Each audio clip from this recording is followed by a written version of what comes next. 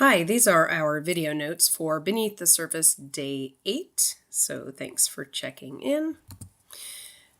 For Day 8, we did some warm-up things first because Day 8, when we all came to class, we had our test on Beneath the Surface topics. So warming up, we said, how do Spirogyra and Chlamydomonas get their energy?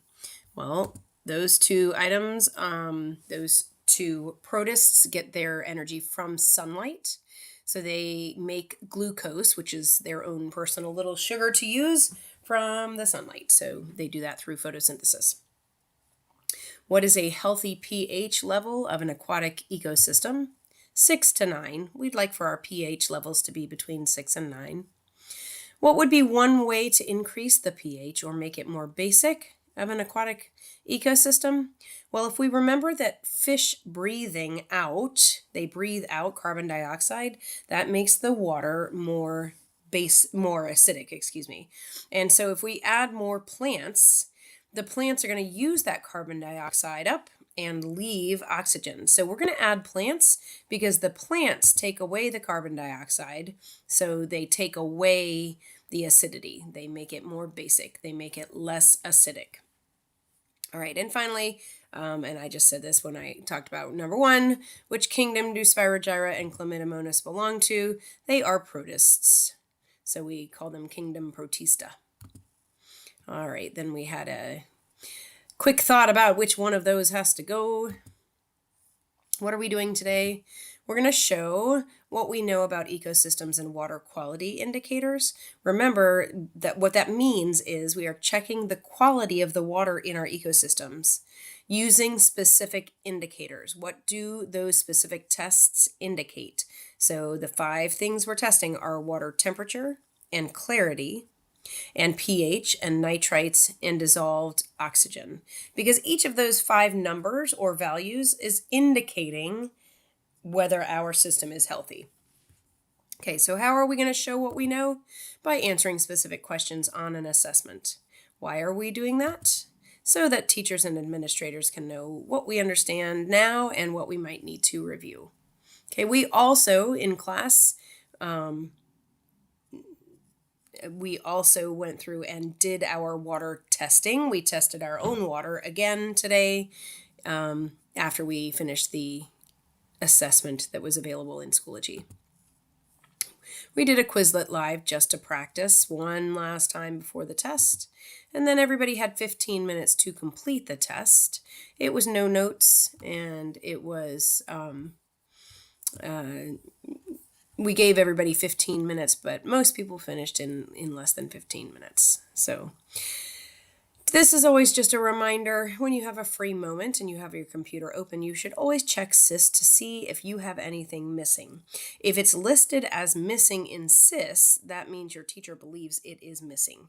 So if you think you have completed something, you want to be sure to email your teacher to say that you have completed it. And you might need to double check Schoology for scores for certain exit tickets or something. Just make sure you're communicating with your teacher. All right, so after the test, people looked from their desks and tables to see if there was anything new in the ecosystems, and there is new stuff. So for today, we added something called elodea. It's a plant, and it's kind of on a stalk. Our elodea in our classroom is healthier on the ends. You can see these green leafy things. Toward the center, toward the bottom, it's sort of brown and crunchy. They weren't all that healthy when they came to us, but they are still healthy on the outside edges, nice and green and performing photosynthesis. All right, the other thing that we put in is duckweed. So elodea and duckweed. You can see the duckweed has a very different rounded shape, and it sort of almost clumps together like this. So we have 2 new plants that we have added to our systems. So what we want to do is make sure that in the packets we have the 3 items that we had put in previously, and also the 2 new items. So Chlamydomonas is part of the scientific name. So as you're filling in your document, you want to make sure that you get the whole scientific name, find the domain and the kingdom, find out whether your Chlamydomonas is a producer or a consumer, and if it's a consumer, what does it eat? And then you want to draw Chlamydomonas. You can Google the name of the organism to try to get a sort of basic copy of what it looks like so that you can draw it on your own if you're not comfortable just looking at it. And these were very, very small, so you should probably either use the slides that we were providing or Google that organism. I'm not sure I understand. Oops, sorry, and Siri's talking to me. Okay, so we actually added Chlamydomonas and Spirogyra and Daphnia all on October 2nd, not October 3rd, at the end of the day, the very end of the day on October 2nd. So if you have not already put this information for these 3 organisms into your packet, you want to go ahead and put that in now. And then today you're going to complete, I think, this whole side of that page, because you're going to add elodea and duckweed. All right, so if you go to Day 8 folder, you'll find information about elodea and duckweed. Okay, this is a microscopic view of a plant cell. And you can see some chloroplasts in there, which we like to see. Green, oftentimes, as a plant, means that we are doing photosynthesis and adding oxygen. All right. So again, in this page of your packet, we have 3 things that we added last class. That would have been Day 7. And then 2 things for Day 8 that we're adding. So you want to have a total of 5 items on your page before you're done. If you didn't finish the other 3, when you click into those slides for Day 8, there's a click here button. Look what happens if I click here. It actually looks similar, except you're going to find that I'm walking you through all of the answers for Chlamydomonas and then Spirogyra and Daphnia. So I'm not going to do this whole slide deck because you can do it yourself, but this reminds you about producers versus consumers. Our Chlamydomonas and our Spirogyra are both producers. The Daphnia is a consumer because it is an animal. It is in Kingdom Animalia. Okay, so here's our old slide deck from Day 7. When you click along through this slide deck, you're going to find lots of information that you need. So, for instance, Chlamydomonas reinhardti, that is our scientific name for this creature.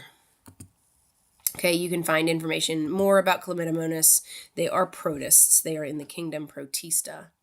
Okay, and then if you keep going, you can get information from Spirogyra. So I'm going to back out of the extra. This is my Day 7 organisms list. You can get there by clicking here if you didn't have all 3 of those. But under Daphnia, we're now going to put that we added elodea on October 4. So elodea is a plant. And as you click through these slides, you'll be able to get information.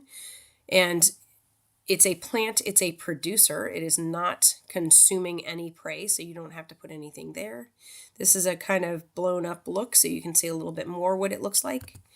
And some more information. So I will let you read through these slides, but you can see that you're going to find information about scientific classification and exactly what elodea does. It's called common waterweed. Sometimes it's called, maybe called Canadian waterweed or something too. So you'll find several different common names, and that just goes to show you why we like to use scientific names so that we are all referring to the same thing.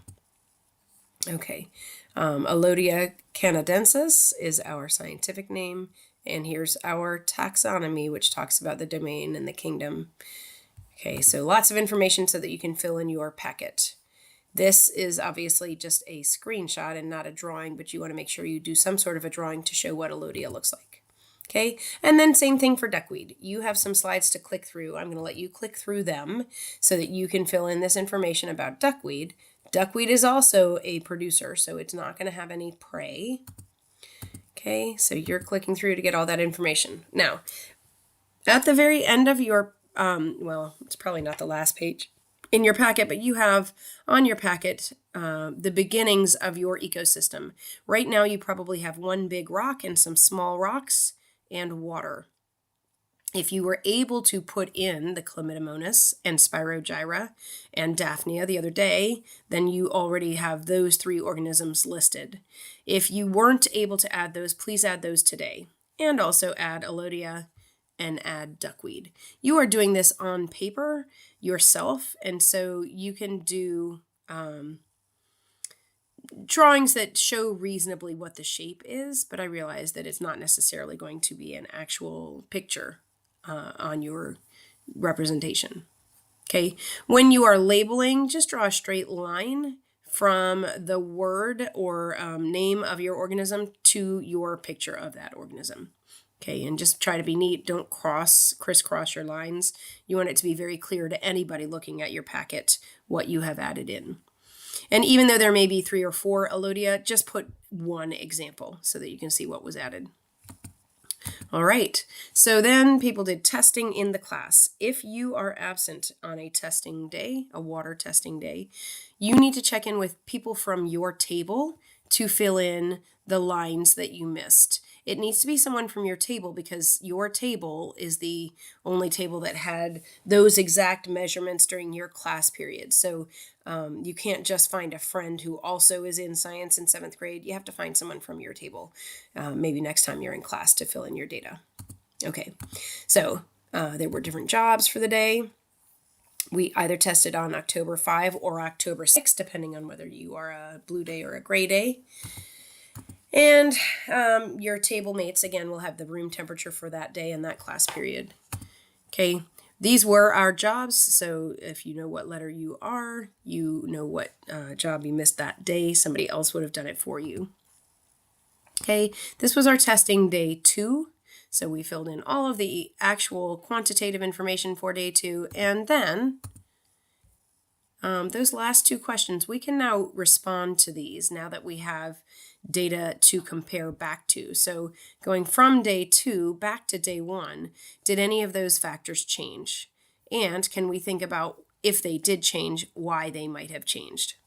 Really importantly, was anything out of normal range? So always double check to see if anything was out of normal range, because the sooner we try to fix something that's out of normal, the easier it is to fix that. Okay, then looking at the page about daily reflections, this is another place where you may not have had time after our last class. So our last class was either October 3 or October 4, depending on whether you're a blue day or a gray day. I had asked people to think about those 3 organisms that were added. Remember, that was Chlamydomonas, Spirogyra, and Daphnia. 2 of those are producers. They are algae. The Chlamydomonas and Spirogyra are algae. And then Daphnia is an animal that likes to eat things like algae. So what's a way that 2 of those would have interacted with each other? So I'd like for you to write a full sentence or write the question, what is a way that 2 organisms in the ecosystem may interact with each other? And then write an answer. And don't overthink this. You can certainly write that the Daphnia, are probably eating the Chlamydomonas or the Spirogyra. Okay, and then for day 2, our testing was either October 5 or October 6. And so now we have 4 producers, right? We have Spirogyra and Chlamydomonas. We also have elodea and duckweed. So once we have 4 producers in those ecosystems, which water quality do you think might change the most when you're testing next time? So it is something that you can discuss with your table mates and see if you can come up with an answer that makes sense. You can do this on your own as well. And then each day that we do water testing, we are going to have some sort of a reflection question that we want to answer. Because the whole reason we do these tests, the whole reason we take these measurements is to make sure that the aquatic ecosystem is in good shape and healthy for the things we're trying to grow.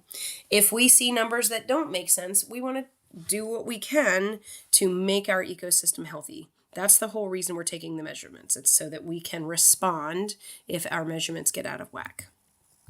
All right. And so that was the end of class. If you missed class, please be sure to very quickly figure out a time to make up your test. Thank you so much for watching.